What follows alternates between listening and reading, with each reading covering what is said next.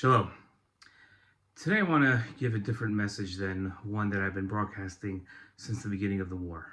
And since the start of the war on whether it was October 9th or 10th, I've been trying to make videos every single night giving updates on the war and allowing people to understand what's happening in Gaza, up north, in the relationship between the United States and Israel, and what's going on in a lot of Israeli minds, and especially in Israeli leaders' minds, and the direction that the war is taking. And over the last week and a half, I haven't made any videos, and I'd like to explain why and whether or not I'll be making any videos going forward. For the most part, the videos were designed for my students, and I've been gratified by the last week and a half that I've been getting messages from students and from other people, that some I know and some I don't, asking if I'll be making the videos again.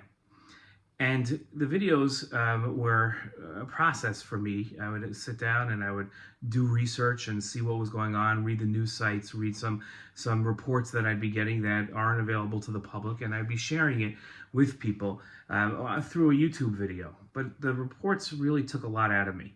I would have to be constantly reading about the death of our soldiers and our civilians and the hardships that hostages and their families were going through.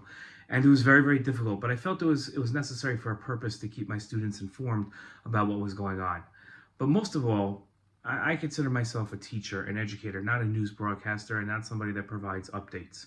And I felt that as long as I was giving an educational message about the events that are going on in Israel now, then it was worth it for me to keep doing the videos.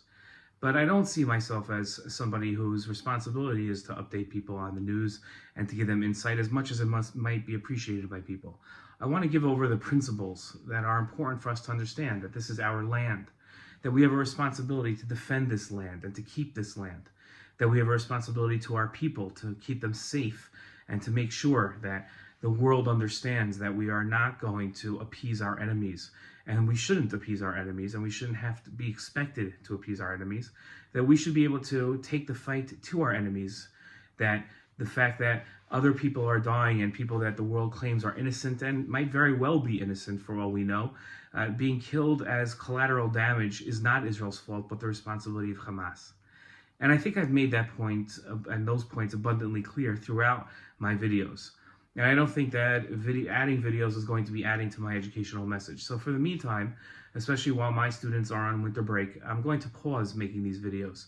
And I hope that you understand, and those that are asking for the videos understand why I'm not making the videos anymore. And I hope that you'll still keep up with the news and keep praying for the safety and security of the state of Israel and its people and its soldiers, and the return of the hostages, and for victory and for the vanquishing of our enemies.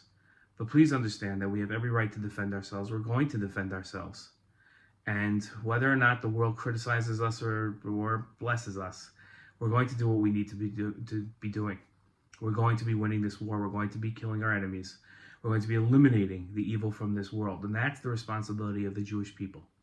But we will be safe. We will be secure. We will return to our normal existence. We will be a light unto the nations. We will be a moral country.